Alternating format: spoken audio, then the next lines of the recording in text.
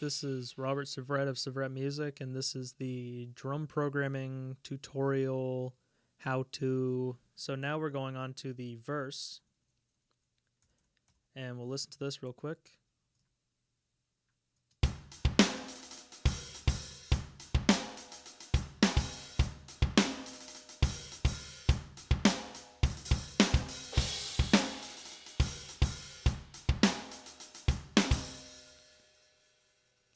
So right away, it sounds like crap.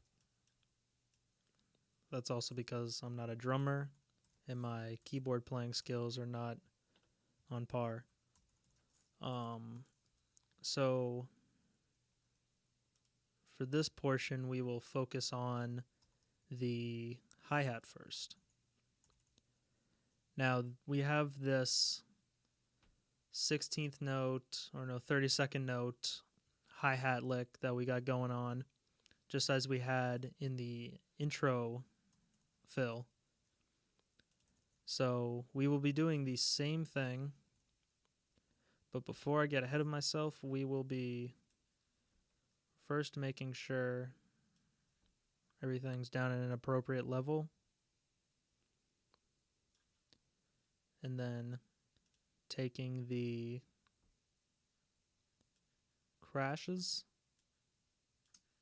and making sure that they are at a 120 velocity. And one thing I noticed is that there wasn't a crash in the beginning of this section, so I will move that up to this crash, and I will bring that up to 120. And the reason why I put it there is so that there is this repeating pattern.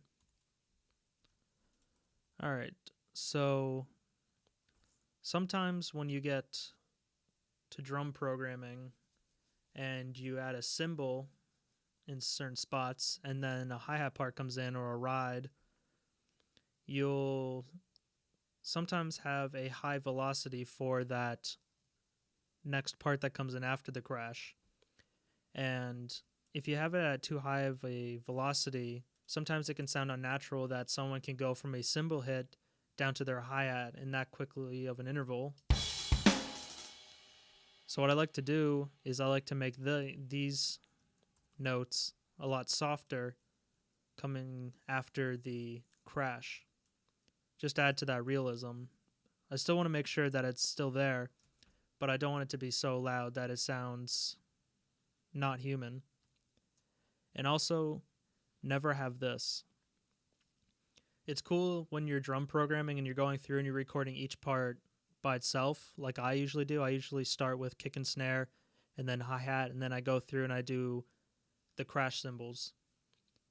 So once you get all that laid down and quantized, go through and make sure they get rid of all the hi-hats or any part that comes in under a cymbal hit that would not be humanly possible for a two-handed drummer. So we will start with these little fills.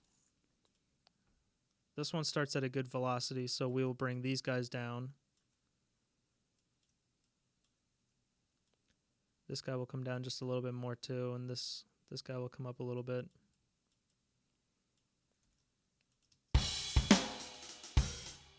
So right there you hear that something sounds off. First, always check to see if the quantization you used was correct. And for me, when I quantize my performance, I always put the strength at 80 so that it's not always exact. So it's varying every time, as you can see. And sometimes it's very off, and you will have to fix that. But in this case, I believe it's a velocity issue.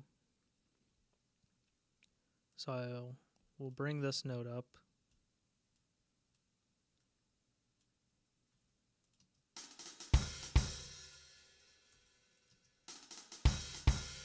So I hear that it's this note that's causing an issue.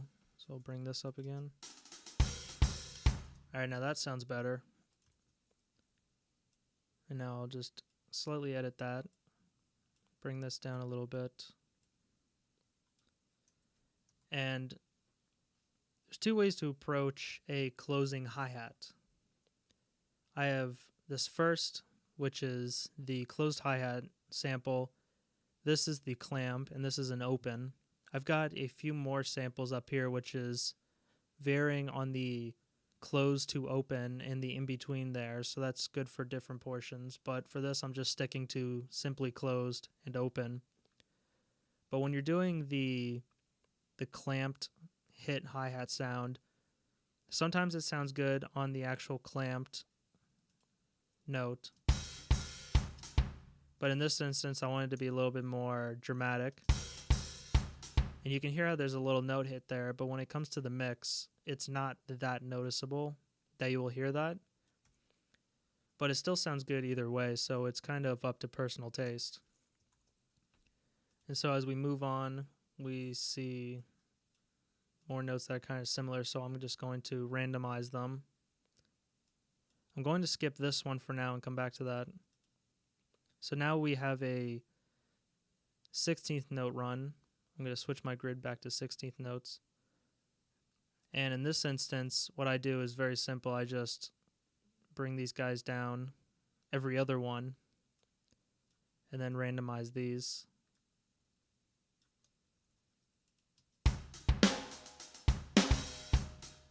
You could even bring down these.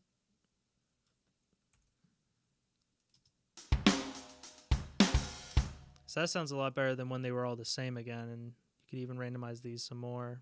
Maybe bring one of these guys up.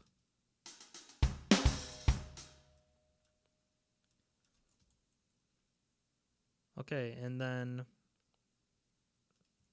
we have the first two measures for the hi-hat, except for the parts where the snare comes in. So when you listen to a drum recording, you'll hear that when the snare comes in, the hi-hat isn't as loud as it usually is when it is played by itself. And so I try and imitate that by bringing down the velocity pretty dramatically.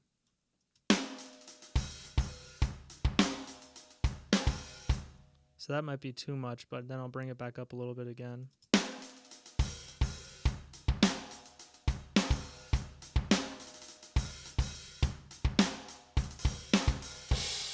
So right there you can hear the difference between the first being edited and then the second one not being edited, even though they're basically the same parts.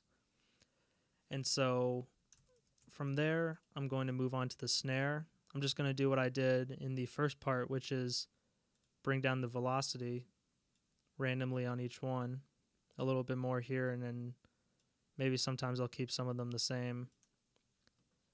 And then I'll do the same for the kick drum.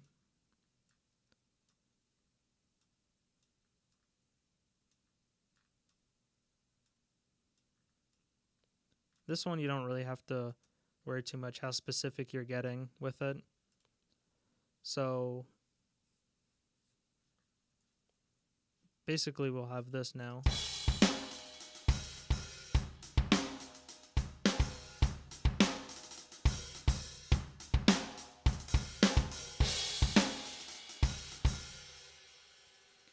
So instead of having to go through and do all these parts again, I kind of take a easier route, and I will take the harder parts and I will copy over what I did if it's the same part,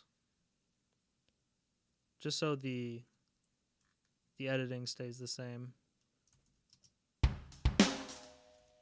But since I took out that hi-hat hit over that crash cymbal, I'm going to have to add in another hi-hat hit. So I'll take one that looks decently sized in the velocity and just place it in there, maybe tweak the velocity of that note.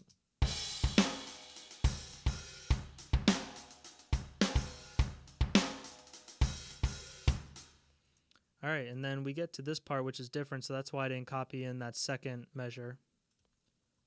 And so what I'll do is I'll start with the hi-hat, make sure all the notes that are on the snare, bring them down pretty dramatically.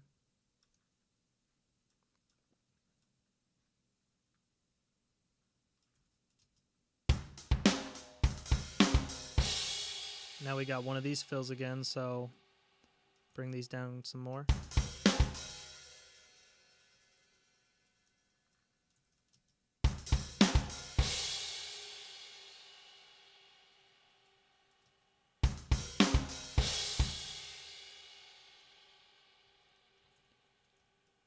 So this is where it can get kind of tricky with these faster fills, and if it doesn't sound bad with all the other instruments playing, then it's not something to really worry about.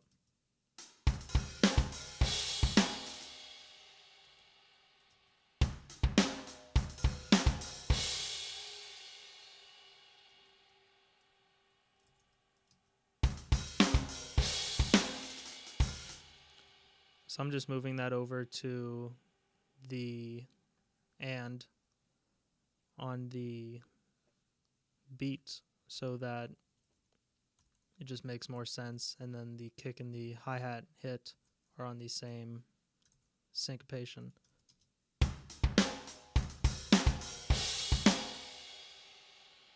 And so from there I'll just copy over this part.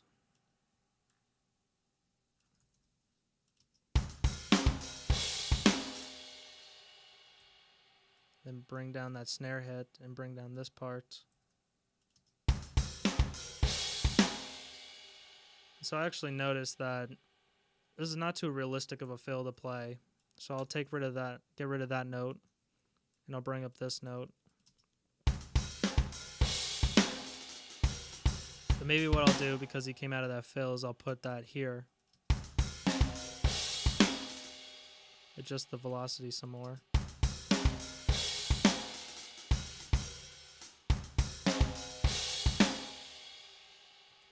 Alright, cool.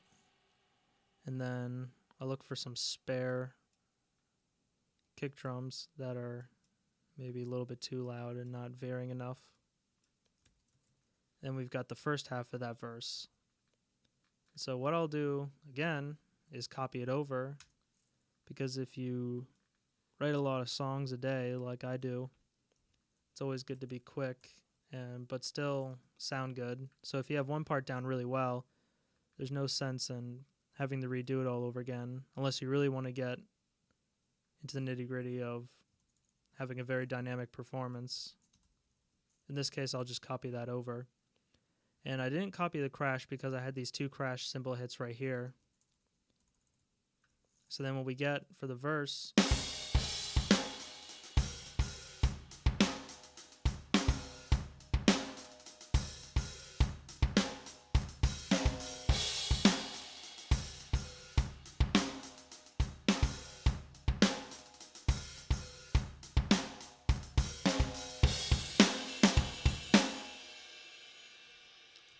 then one thing that I should add, because the drums still sound a little robotic, is there's a thing called, in Pro Tools, Beat Detective. And in the next part, I will first explain what I use Beat Detective for in my workflow and how it adds the realism to the drum program track that is quite needed. So, thanks for watching, and be on the lookout for the next video.